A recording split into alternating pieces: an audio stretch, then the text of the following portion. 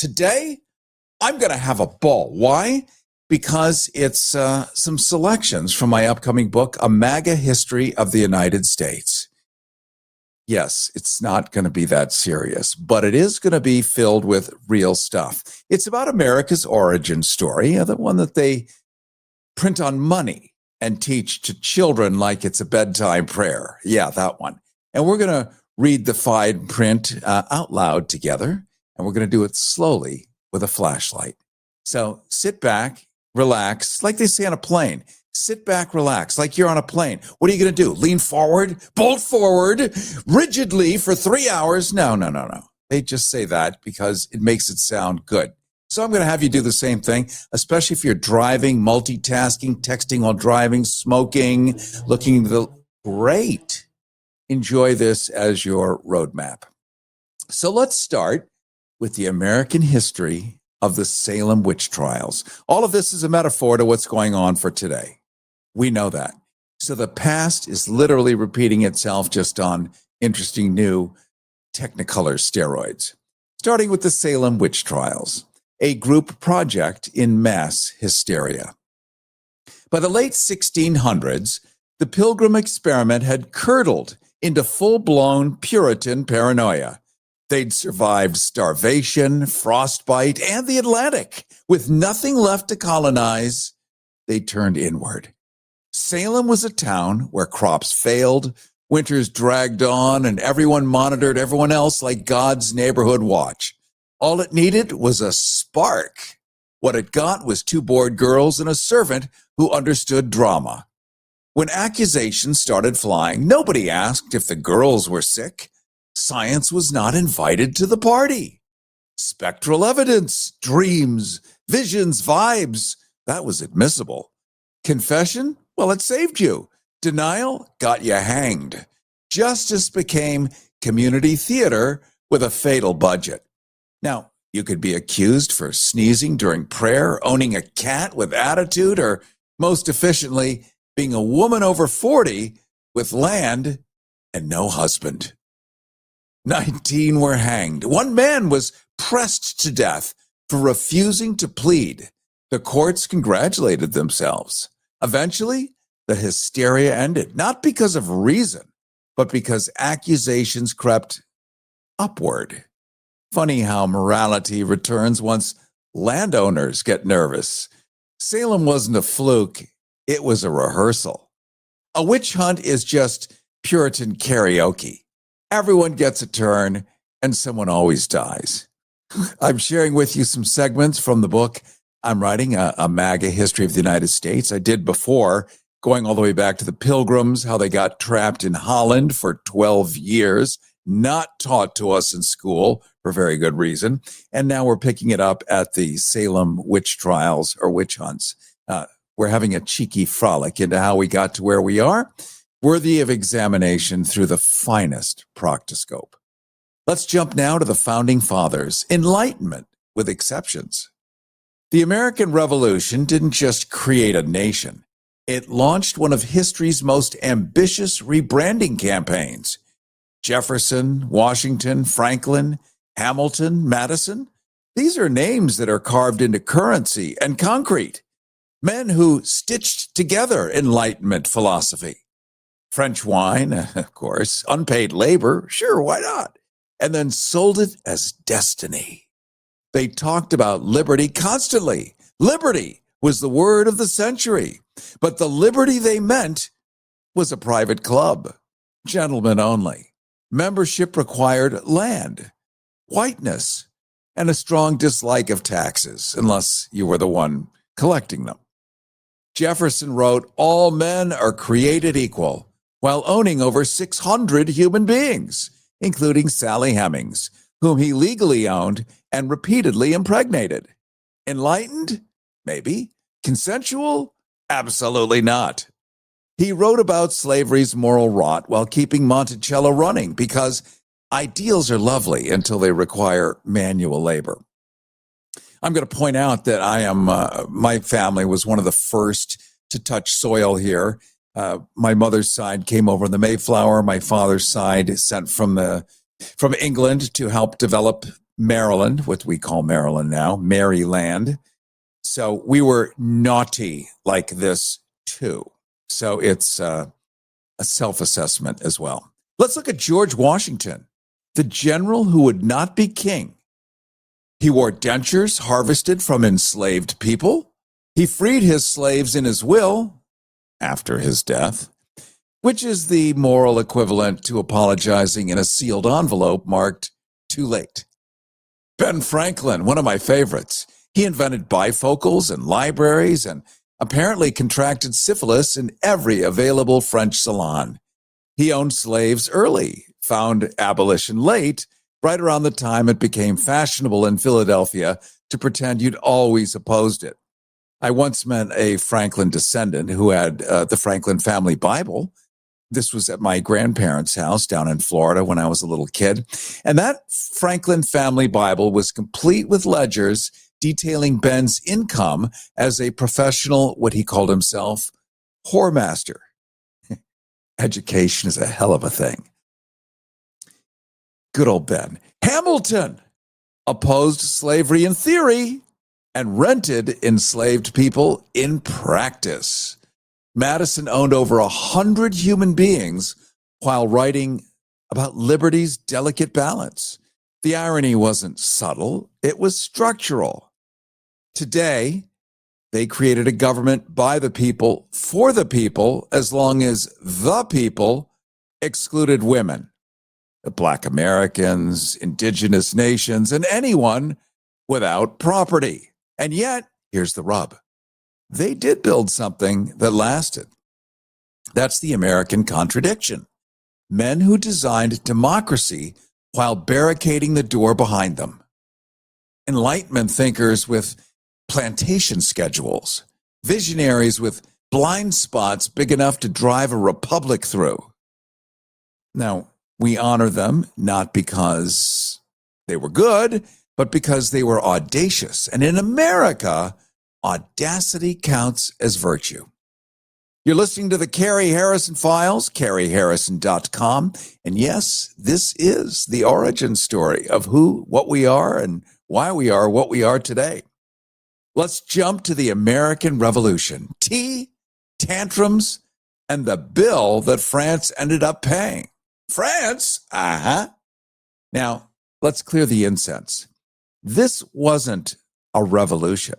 Not the way we're taught in our wonderful myths. It was a colonial meltdown, a fiscal tantrum with muskets.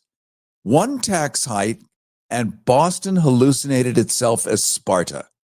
Dock workers started quoting Locke as if they'd been raised in philosophy seminars instead of rum warehouses.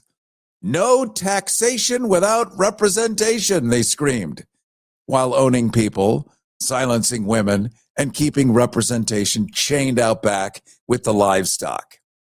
George III, King George, was confused, which is fair. He'd acquired the colonies the traditional way. Conquest, paperwork, blood. To him, America wasn't oppressed. It was an ungrateful adolescent who ate at the table and then tried to stab dad over allowance negotiations. So America dumped tea into the harbor like a drunken frat stunt and ran off with France, specifically Lafayette, a teenage aristocrat with the enthusiasm of a golden retriever and the combat experience of a dinner guest. I'm sharing with you some segments from the book that I'm writing, A MAGA History of the United States. What a great title, huh? I mean, why not? It's a cheeky frolic into how we got to where we are today. No need for me to break down the current bunch building ballrooms. Any good grifter can claim there's a permission slip in the Constitution and even get the Supreme Court to agree. And so we have seen. Back to how it all started. France didn't back America out of love for liberty. This is during right around our Revolutionary War time. And that's the bedtime story, isn't it? France backed because Britain was bleeding and Versailles smelled opportunity. Ships, guns, gold, credit. France handed it over chanting liberty, while meaning anything that humiliates England. America smiled, wrote pamphlets, declared destiny. France forgot to feed its people. Versailles glittered while bread vanished. The treasury collapsed. The peasants noticed. And while Americans toasted freedom and borrowed French wine, France stared at the bill and realized it had financed its own execution. Liberty is a lovely word, but it's never free. Someone always pays. We're going to pause in just a couple of minutes, but not quite yet. When we do, we're going to look at the Constitution. But right now, let's enjoy friction, fire, and the cost of being done. We're live streaming right now on Substack and YouTube, by the way. You can simply Google Cary Harrison Substack or YouTube, and that way we'll stay connected when you arrive at your destination. Don't forget to sign up for our newsletter at caryharrison.com. There you're going to get a transcript of this entire broadcast, plus some access to clips and stuff that we can no longer do on the radio during these modern times. And that's our newsletter at caryharrison.com. I'm sharing with you some segments from the book that I'm writing, A MAGA History of the United States, our little mirthful mayhem into how we got to where we are today. In part one, we met the founders, the idealists with blind spots and investment portfolios. They were called the Pilgrims, my ancestors, probably yours too. And now we meet the system that they built, and then we watch what America does with it. Checks, balances, and people who can't read. The Constitution was engineered like a Swiss watch by men who deeply distrusted human nature. Power was split, diluted, it was restrained, it was shackled. They assumed ambition attracts idiots the way manure attracts flies. Hence the Constitution. But then America handed it to the flies. What they didn't anticipate, because it would have sounded like satire, was a future citizenry that treated literacy as optional and volume as proof. People quoted amendments they'd never read. They skipped others like commercials. Sorry, I'm amusing myself. And they declared the rest up for interpretation, which is historically what fools say before lighting something on fire. Checks were obstacles. Courts were elitist. Aren't we hearing that today? Accountability was communism with punctuation. Enter the selective originalist. He worships the founders like a teenager worships a band he's never listened to. He loves the Second Amendment loudly, the first when convenient, and treats the other amendments like a menu written in French. He adores freedom until someone else exercises it. The system, meanwhile, works exactly as designed. Slow, noisy, infuriating. Laws stall. Courts interfere. Executives get told no. America's most traumatic syllable. The Constitution never relied on virtue. It was built to survive stupidity. And so far, it still mostly has. Barely, but mostly has. It was built to function in slow motion like this so that what we're seeing now couldn't be successfully completed at the speed of light. You're listening to the Cary Harrison Files, caryharrison.com. This is the part where the paperwork meets the blood. The Civil War. America tries to kill itself. By the mid-1800s, the United States was a group project collapsing in real time. The North industrialized. The South clung to slavery. The West shot buffalo and pretended not to notice the screaming. Slavery was the corpse at the table. The South called it a peculiar institution. The North abolished it, but kept the racism. Now, Abraham Lincoln didn't run to end slavery. He ran to preserve the Union. The South saw him coming and flounced out anyway, clutching constitutions that they hadn't read. Thus began America's 4-year suicide attempt by cannonball. It was mud. It was dysentery. It was amputations performed with whiskey and optimism. Gettysburg shattered the illusion. Lincoln redefined the nation in 272 words. The Union won. Lincoln was murdered. The slaves were free. The country was whole. Barely. We're sharing right now some segments from the book that I'm writing, A MAGA History of the United States. If you're just joining us, it's a little frolic into how we got to where we are today.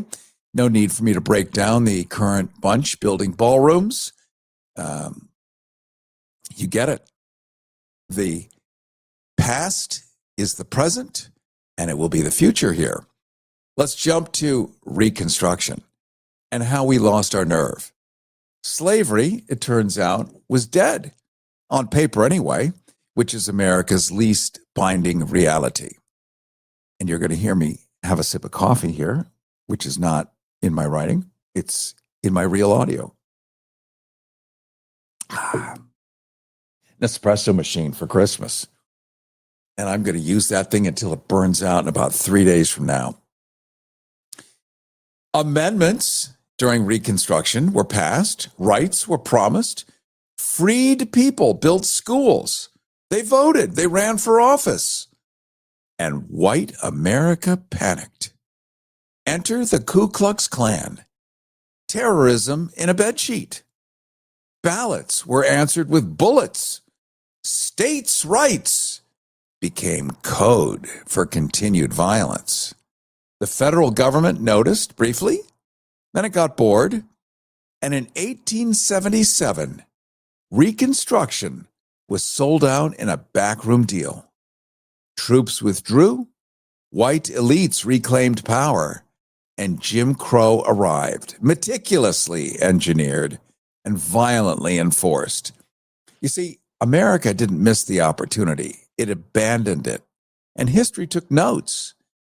This isn't a story of villains and heroes. It's a story of people that were brilliant. They were cruel. They were visionary. They were cowardly. And they built systems they didn't fully understand and then dared the future to clean up the mess. And the future did, with interest. If you're living with diabetes and using insulin, you know the pain of pricking your fingers over and over again. Ouch! Well, by wearing a small remote device called a continuous glucose monitor, or CGM, call now and get free shipping of your new CGM, plus we'll bill your insurance for you. 877-282-8102. That's 877-282-8102. 877-282-8102. 877-282-8102. Listen, well, it's still legal. The Cary Harrison Files. CaryHarrison.com. And it is the Cary Harrison Files, CaryHarrison.com. I'm reading to you from some segments from my book that I'm writing. I've become obsessed. I've been saying for like 2 years that I want to write this book called A MAGA History of the United States. It's satirical, but it's exactly pretty much what happened. But it has to be done in a way where we can like consume it, swallow it. And it's like super important, but my muse would not visit. I'm telling you, if you remember the Greek humanities, my muse just abandoned me. I have not been able to write. I mean, I write monologues every week. I love it, but that's about it. But actually organizing it. So this thing is just writing itself. I am like over omelets, bonding with my Nespresso machine, having sex with the plastic. No, actually not. But if I could, I would. I love this thing so much, I can't even tell you. But I've just been writing and writing and writing, and it's just pouring out, and it's just pent up generations of stuff, apologia for really bad behavior, but explaining the why of it all. The what? Well, it's on CNN. It's everywhere. What? A lot of it is nonsense, tweets, this, that. But this is how we built ourselves and where we're going to end up. We're going to open the phones in, I don't know, about 10 minutes and take a bunch of your calls, okay? I just want to continue a little bit, bring us more or less up to World War II so that we can get current. But how we got to where we were is so amazing and important.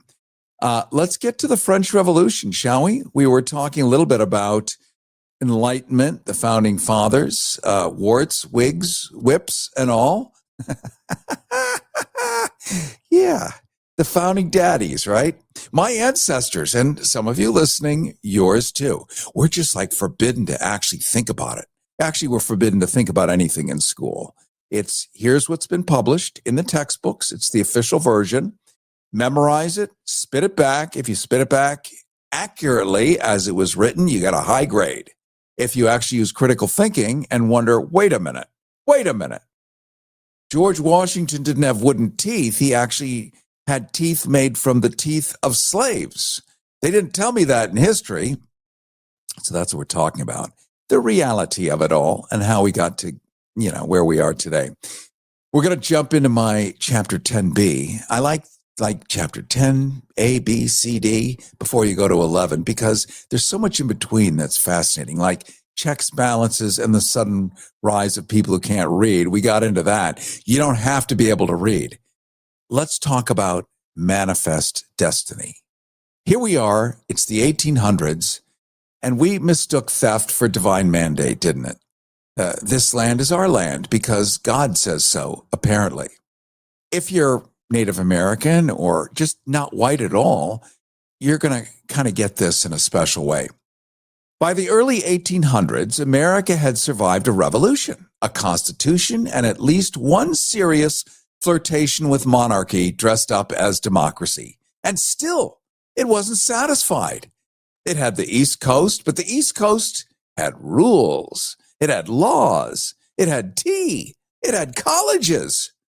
What it really wanted was elbow room and buffalo and gold and anything not already bolted down. So the nation collectively turned its bloodshot eyes westward and birthed one of history's most aggressively sanctimonious slogans: manifest destiny. The belief that Americans were divinely ordained to spread coast to coast like spoiled mayonnaise. Of course, it wasn't called conquest. It was called progress. It wasn't expansionism. It was providence with a wagon. And if your village happened to be in the way, well, you were clearly on the wrong side of God's zoning plan. The intellectual scaffolding for this imperial shuffle came from the likes of John O'Sullivan, a newspaper editor who, like many opinion columnists, confused verbosity with wisdom. He declared it America's, quote, destiny to overspread the continent, which is a very polite way of saying, we want your land and we're bringing guns and Jesus. The religious crowd, they lapped it up. After all, what could be holier than transforming wild, unspoiled lands into strip malls and cemeteries? Missionaries followed the settlers, handing out Bibles in one hand and smallpox in the other. The tribes who'd been living there for centuries were described as barriers to civilization, obstacles to commerce, and other euphemisms that made it easier to bulldoze their teepees without losing sleep. Sounds like the Middle East. To be fair, some settlers did feel bad, briefly. They wrote letters about noble savages and tragic necessities, then promptly returned to planting corn on the graves of people they'd relocated. And let's not forget the government's role as sort of divine realtor in waistcoats. The Indian Removal Act of 1830, for instance, politely escorted entire nations off their ancestral lands and deposited them in a part of the country known at the time as absolutely nothing. This led to the Trail of Tears, which was not a metaphor. It was an actual trail of actual tears and dysentery. But expansion wasn't just about stealing land. It was about exporting an ideal, a vision of white, Protestant, property-owning, tobacco-chewing masculinity. Towns were renamed, territories sliced and diced, railroads laid like arteries of empire, and every act of theft was draped in the American flag and blessed by a man with a mustache and questionable theology. But the time the country reached the Pacific, it had convinced itself that the whole thing had been inevitable. Cary Harrison with you. This is the Cary Harrison Files, CaryHarrison.com. Reading to you some passages of the book that I'm writing called A MAGA History of the United States. It's just been a powerful urge to put down how we got to where we are so that you and me, we together can navigate an easier future and not get hoodwinked by the intoxication of social media and all of the nonsense, including the mainstream media being bought up by the president of the United States. Wow, that's kind of amazing. So much for the Hatch Act. We're going to open up the phones coming up to get your feedback back on everything that's going on, but I'm just setting the table in advance. Let's jump into the Civil War. This is my chapter 12. A family reunion with cannons. By the mid-1800s, the so-called United States was less a functioning democracy and more a chaotic group project gone wildly off the rails. The North was busy inventing factories, moral superiority, and wage slavery. The South was clinging on to an economy built entirely on human bondage and denial. And the West? It just wanted to shoot buffalo, displace more indigenous nations, and mine gold while pretending not to notice the screaming match between the roommates. The Constitution, crafted, hold on, new word. We're never going to use that again. Crafted by powdered wig idealists who could try reading your own words. They look great. They're easy to do when you put them down, but, I'm doing like a real-time live audiobook here. Everybody wants cheap airfare, but where do you find it?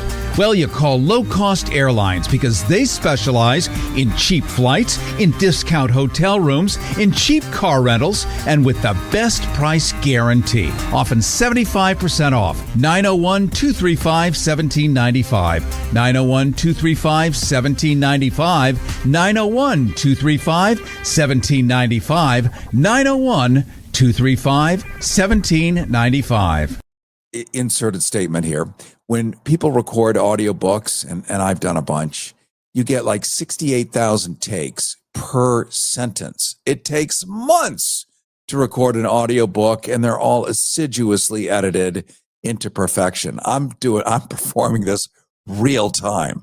So I'm going to flub a word every now and then, and I really appreciate your kindness in allowing me to do that. Here we are, my MAGA History of the United States that I'm writing. We're looking at passages from it. The Constitution, crafted by powdered wig idealists who couldn't quite decide whether liberty applied to everyone or just the landowning class with a good tailor. It left America with a couple of unresolved issues, chief among them, whether enslaving human beings was economic necessity or merely biblically justified kidnapping with better marketing. Slavery was the rotting corpse at the national dinner table. The South called it a peculiar institution, as I said before. And into this national hot mess walked my ancestor, Abraham Lincoln.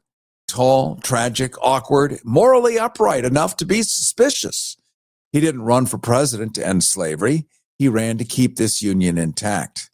South Carolina seceded first, naturally, because someone had to be dramatic. This is, after all, the home of Lindsey Graham. There's some dramatic stuff for you there. 10 other states followed like jealous execs who couldn't stand to see the Union happy. This began the Civil War, also known as America's 4-year attempted suicide by cannonball. The Confederacy, bless its treasonous heart, styled itself as a noble republic, valiantly defending the sacred right to own other people. In reality, it was a fever dream of aristocratic cosplay, Jeffersonian fantasy, and deeply selective Bible quoting. Their first act, shell a federal fort. Their second, beg Europe to support them with the diplomatic subtlety of a telegraph reading, please validate us. Europe passed politely. Even Queen Victoria wasn't touching that mess, though Britain did flirt with the idea like a colonial ex-drunk dialing at 2 a.m. Curious, but not ready to commit. The notion of taking back the colonies with a bill-out Southern plantation production system, well, was intriguing. Imagine all that free stuff that the crown once had to have it once again. But they knew that if Abraham Lincoln got his way, all bets would be off. And the Union was flailing, at least for that moment. Its first generals were mostly retired museum exhibits who treated battle strategy like gentlemen's cricket.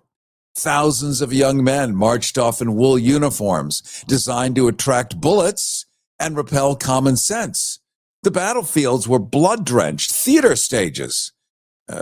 Shiloh, Chickamauga, starring mud, starring dysentery, starring bayonets in horrifying technicolor.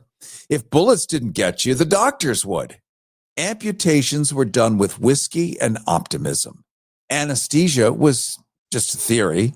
Germ theory was, well, still in development. Hospitals were basically barnyards with extra pus.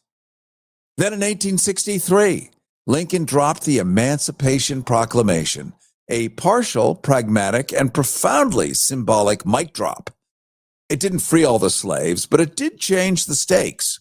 The war was no longer just about the Union. It was about morality. It was about identity. It was about whether America could pretend to be a free country while keeping millions in bondage. The turning point came at Gettysburg. 3 days of carnage that ended with Pickett's charge, a suicidal assault led by men who clearly hadn't read the room. Lincoln showed up later, scribbled those 272 words in the back of an envelope, and managed to redefine the nation while sounding like a disappointed parent. By 1865, the Confederacy was collapsing faster than a Southern belle's corset in a heat wave. Sherman marched to the sea, torching plantations and dreams all along the way, and Lee surrendered at Appomattox, looking every bit like a man who had bet it all on cotton and lost to iron. And just as victory arrived, Lincoln was shot in the head by John Wilkes Booth, a failed actor with daddy issues and delusions of Confederate grandeur. The war ended not with a triumphant cheer, but with the gasping sob of a country that realized it had won, but at a cost so brutal it barely recognized itself. The slaves were free, the South was wrecked, the nation was whole. Not really. The Civil War didn't solve America's contradiction. It just aired them in 4D with fire, steel, and sorrow. And it proved three things. One, you can build a nation on a contradiction. You just can't expect it not to implode. Two, you can win a war without winning peace. Three, if you don't finish the work of justice, history will keep circling back like a starving vulture with a bayonet. So let's fast forward here, shall we? We have Reconstruction. First came the amendments. The 13th ended slavery, except as punishment. A loophole so generous, it would later birth chain gangs, convict leasing, and a prison system that could have been designed by Satan's accountant. The 14th Amendment granted citizenship. The 15th promised voting rights. It was revolutionary ink applied to a nation already reaching for the eraser. And here we are today, grabbing the eraser and using it. Enter Andrew Johnson, Lincoln's replacement, and history's most compelling argument for stronger secession rules. A Southern Democrat, actually, let's say succession rules. Ooh, double meaning, even more fun. Andrew Johnson was a Southern Democrat who despised secession but loathed black equality even more. Johnson believed Reconstruction should be gentle, forgiving, and above all, very white. His vision of healing involved welcoming former Confederates back into power before the ashes cooled, because nothing rebuilds trust like letting traitors rewrite the rules. Andrew Johnson vetoed civil rights protections like they were personal insults. Congress overrode him. He kept vetoing. Congress impeached him. He survived by one vote, proving, even then, that America had a deep emotional attachment to failing upward. Meanwhile, freed people did something deeply offensive to the Southern psyche. They behaved like citizens. They built schools. They built churches, newspapers. They voted. They organized. They ran for office. Some even made it to Congress.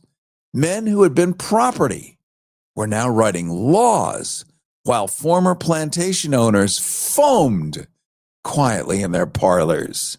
It was miraculous. It was unprecedented. And it triggered a full-blown white meltdown. Poof.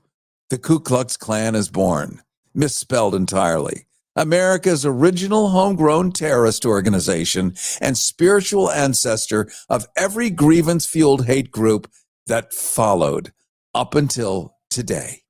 Not yet ironic or merchandised, the Klan was a night-riding enforcement arm of white panic. It was burning, it was beating, it was lynching, and it was murdering with the clear goal of replacing democracy with fear. Elections were canceled by violence. Nobody stormed the Capitol yet, but elections were canceled by violence. Ballots were answered with bullets. States' rights became code for, we'd like to keep killing people, please. The federal government did notice, troops were deployed, laws were passed, arrests were made, but justice flickered like a dying gas lamp. Then the North, well, it got bored because Reconstruction was messy. It was bloody, it was politically inconvenient, and most importantly, Wall Street wanted railroads, not racial justice. Northern voters developed a sudden allergy to black suffering, especially when it interfered with profits and dinner plans. The national mood shifted from finish the work to haven't we done enough? And so in 1877, America quietly sold out Reconstruction in a backroom deal known as the Compromise of 1877, a bargain so cynical it deserves its own plaque in hell. Federal troops were pulled out, Southern elites reclaimed power, Black Americans were abandoned with the efficiency of a bad divorce settlement. And what followed was Jim Crow, a meticulously engineered system of racial control disguised as law and tradition. There were poll taxes. In other words, you paid a tax if you wanted to vote. If you didn't have a job, you couldn't pay the tax. Therefore, you couldn't vote. And who might not have a job after slavery is abolished and might not have the money to pay the tax to be able to vote? And they came up with literacy tests because property was not allowed to go to school. So if you were enslaved, you couldn't read. Now, today, literacy tests would actually be a benefit, wouldn't they? I'm going to let you think about that for 10 more seconds. It's not part of the Constitution. It's not the spirit of what we're doing here, but probably not a bad idea today. Segregation, everywhere. Lynching became civic entertainment. Freedom existed in theory like unicorns or bipartisan ethics. Reconstruction is often called a missed opportunity, and that's charitable. It was a moral collapse in real time, a radical experiment in justice strangled by cowardice, by comfort, and the American instinct to declare victory halfway through the fire. The Civil War ended. Reconstruction proved something far worse. You can win a war and still lose your soul. You can write equality into law and erase it with indifference. And if you abandon justice even one time, history doesn't forgive you. It haunts you. It shows up every election cycle and demands interest. The ghosts didn't leave. They just learned how to vote and then how to suppress it. Cary Harrison with you. This is the Cary Harrison Files. I'm having fun reading selections of the book I'm putting together for you called A MAGA History of the United States. Let me just jump over to YouTube and read. Long ago, I saw the video of a professor's seminar explaining that slavery abolition was a cover-up for firing slaves without pay to be replaced with spinning machines, which cost nothing to operate. Bingo! There it is. Just like what we're seeing today. It's almost like a phone call, but it's a YouTube comment. It's like today where this technocracy that we're seeing, where a third of the federal government has been canceled, where people are being replaced by AI on purpose, and robotics on purpose, because robots don't take vacations, they don't eat, they don't get unemployment compensation. And with technocracy, you can control and run everything automatically. So the dozen or so people at the very top that own everything get to take all the profits. And the rest of the people are willing to work for a nickel an hour just to be able to eat. And that's the plan, unless it's reversed. And you might have some thoughts on how to do that. You can go to caryharrison.com. You get a newsletter. I'm going to put the entire text of this broadcast in there so you can read it for free and for fun. Also know that I'm putting this into a book. I'm going to find somebody who could actually turn it into book format. I could do it, but it would take me like 4 years with the cover art and all the rest of it. I can do it, really. I mean, we're live streaming right now on Substack, on Instagram, on YouTube, on LinkedIn. So all this technology I put together myself, but it takes forever. And formatting a book, too much, too forever, and then I'm not writing it because I'm busy formatting it. So I've learned that lesson. It's worth the $35 to get it done right. We're going to jump right now into World War I, okay? This was a game changer for us. The Great War, or how Europe committed suicide over a seating chart. Millions died because everyone had alliances, everyone had mustaches, and terrible conflict resolution skills. By 1914, Europe was a tinderbox, soaked in kerosene, stacked with explosives, and supervised by men who thought honor was stored in cavalry uniforms. Every empire was armed to the teeth, deeply insecure, and absolutely convinced that someone else was about to start something. All it needed was a spark. Enter Gavrilo Princip, a malnourished nationalist with a pistol and a lunch schedule. He assassinated Archduke Franz Ferdinand in Sarajevo after a series of bungled attempts that suggested fate itself was a drunk. One dead Archduke later, Europe looked at the smoking gun and collectively said, excellent excuse. And just like that, a regional mess turned into a planetary bloodbath thanks to a dazzling web of alliances that no one fully understood, but everyone felt legally obligated to honor. Austria-Hungary threatened Serbia. Russia threatened Austria-Hungary. Germany threatened Russia. France threatened Germany. Britain threatened everyone who looked at Belgium funny. And diplomacy collapsed faster than a Jenga tower built by men in monocles. Thus began World War I, also known as let's solve the 20th century with 19th century thinking and industrial scale murder.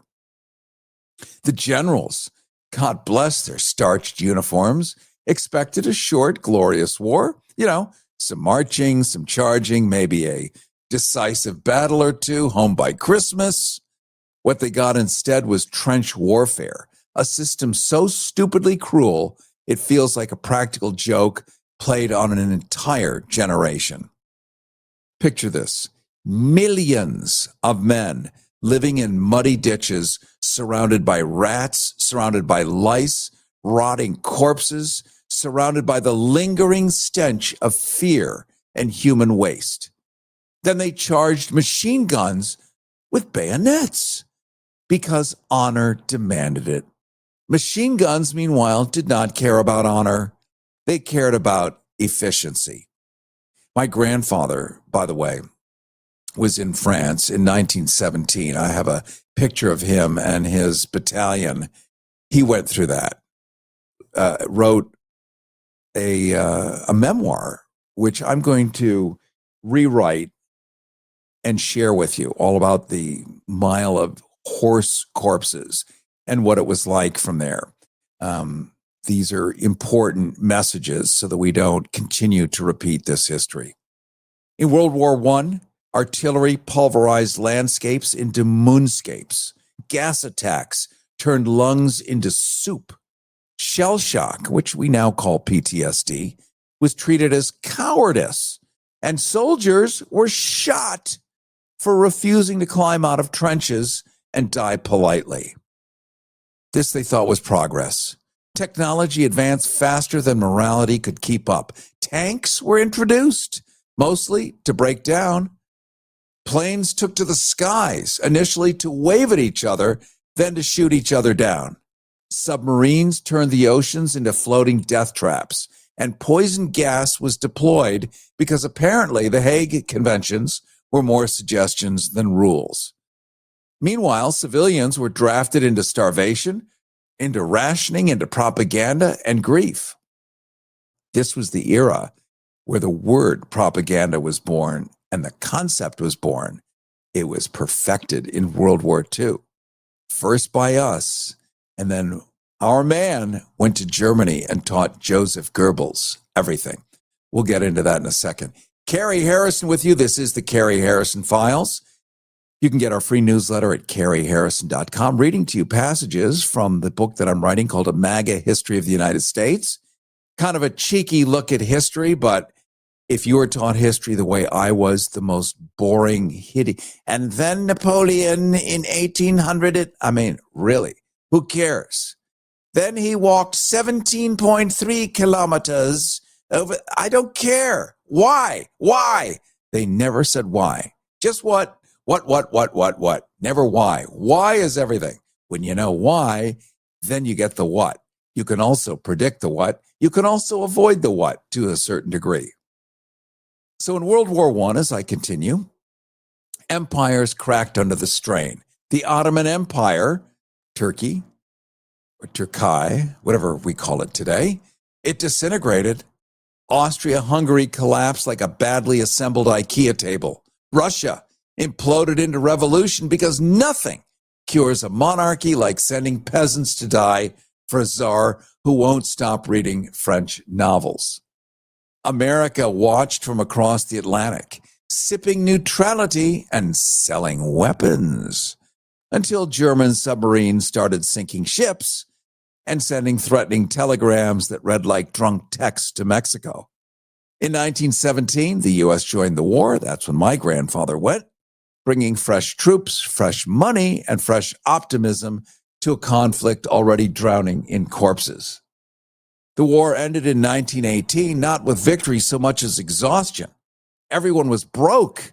Everyone was traumatized. An entire generation had been fed into the industrial meat grinder and turned into memorial statues. Then came the Treaty of Versailles, a document so vindictive it practically begged for a sequel. Germany was humiliated, saddled with impossible reparations. When we say impossible, I don't mean that like, metaphorically. No, like impossible reparations. Like we're building it so that you can't repair it. You will permanently be in defeat. They were stripped of territory. They were blamed for everything short of original sin. And the treaty didn't end conflict. It scheduled it. World War I was sold as the war to end all wars, which is history's most aggressively incorrect slogan.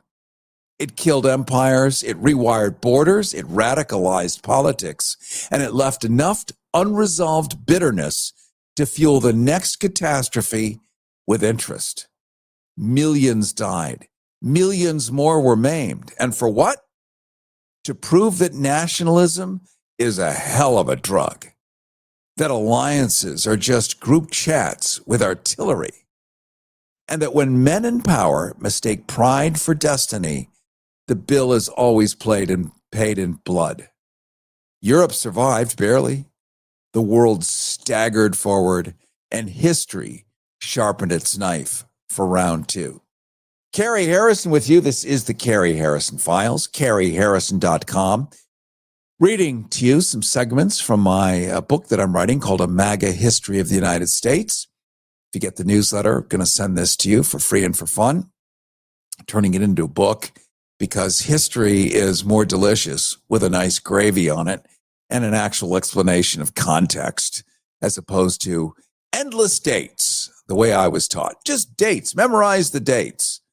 Yeah, but who was this person? Shut up. Memorize the dates. No, not going to do it. All right, here we are at Chapter 15, World War II. The sequel nobody asked for, but everyone paid for. How humanity looked at the rubble of World War I and said, let's add genocide, air conditioning for tanks, and a doomsday button. World War II didn't arrive as a surprise. It arrived like a drunk who'd been loudly promising to come back all evening and then did, with friends, with weapons, and with unresolved childhood trauma. The First War had ended in a farce masquerading as justice. The Treaty of Versailles wasn't peace, it was a receipt. Germany was humiliated, bankrupt, and publicly blamed for everything short of the Black Plague. Its economy collapsed, its pride curdled, and its population simmered in resentment while the victors congratulated themselves for stability. Meanwhile, during this German collapse, you had this, giant Renaissance. Berlin was like the gay capital of earth. The fledgling democracy was born, but into that fertile swamp slithered Adolf Hitler, a failed painter, successful hate influencer, and walking indictment of art school admissions committees. He took national humiliation, economic misery, and centuries-old anti-Semitism, blended them into a toxic smoothie, and sold it as destiny. Millions lined up for seconds because nothing unites people faster than promising greatness and blaming minorities for their misery and other countries with fewer weapons. Germany rearmed openly. Europe watched nervously. Germany was forbidden to rearm, period. That was the Versailles Treaty. But despite the laws, they did it anyway. Some other countries might be doing stuff despite laws anyway. Europe watched this rearming nervously. Britain and France responded with appeasement, which is diplomacy's equivalent of pretending the house isn't on fire because, the flames haven't reached the sofa yet. Austria disappeared. Poof. Czechoslovakia was carved up politely like hors d'oeuvres at a summit. Everyone nodded. Everyone lied. Everyone hoped the monster, Adolf Hitler, would be satisfied. And he wasn't. In 1939, Germany invaded Poland and introduced the world to blitzkrieg, war, but faster, louder, and with absurdly no regard for civilians. Tanks rolled, cities burned, the old rules died screaming. France collapsed so quickly, it barely had time to surrender properly. Britain clung to survival by sheer spite, powered by tea, by radar, Are you paying too much for term life insurance? There's a tremendous price war among the major term life companies. Rates have dropped dramatically in the past few years. For example, a man age 45 non-tobacco user, $1 million of coverage is only $75 per month, level for the next 10 years. Or a man age 50 non-tobacco user can buy $500,000 of coverage for a monthly premium of only $110. Guaranteed not to change for the next 20 years. That's right, level rates for 20 years. And if you're a smoker, we have great rates for you as well. At the Term Lifeline, we specialize in policies of $500,000 and above. So if you're looking for new or replacement term life insurance, call right now for a free quote. Rates and availability may vary by state. Sample rate quotes are based on preferred non-tobacco underwriting exam required to qualify. Call 855-826-7936. 855-826-7936. That's 855-826-7936. Churchill's speeches sounded like defiant growls translated into English. Meanwhile, Japan, watching Europe implode, decided it was a perfect time to build an empire through mass slaughter. China burned, civilians became targets, rape, famine, and biological experiments became policy. The Pacific turned into a floating graveyard.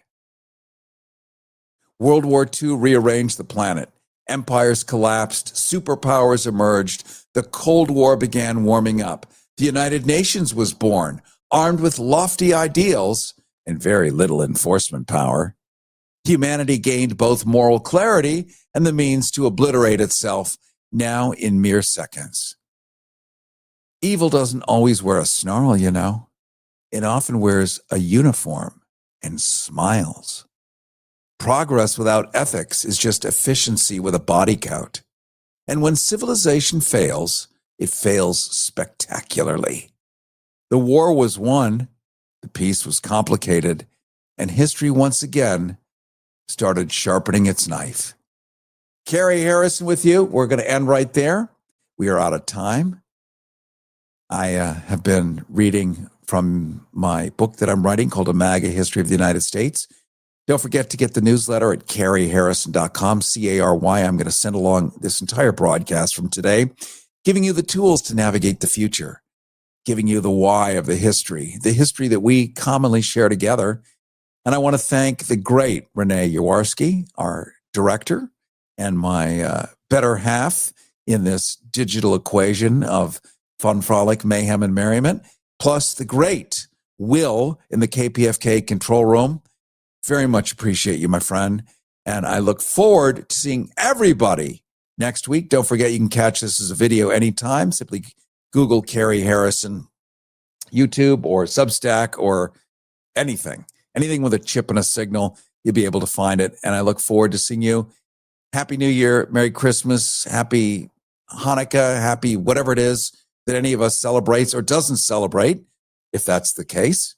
And I look forward to seeing you next week. If you're living with diabetes and using insulin, you know the pain of pricking your fingers over and over again. Ouch! Well, by wearing a small remote device called a continuous glucose monitor, or CGM, call now and get free shipping of your new CGM, plus we'll bill your insurance for you. 877-282-8102. That's 877-282-8102. 877-282-8102. 877-282-8102.